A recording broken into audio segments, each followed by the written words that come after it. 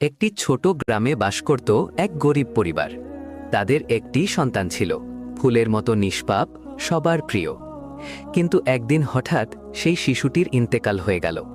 মা বাবার উপর যেন আকাশ ভেঙে পড়ল। মায়ের কান্নায় পুরো বাড়ি ভারী হয়ে উঠল। বাবা নিঃশব্দে বসে শুধু চোখের জল ফেলছিলেন। গ্রামের মানুষ জড়ো হলো।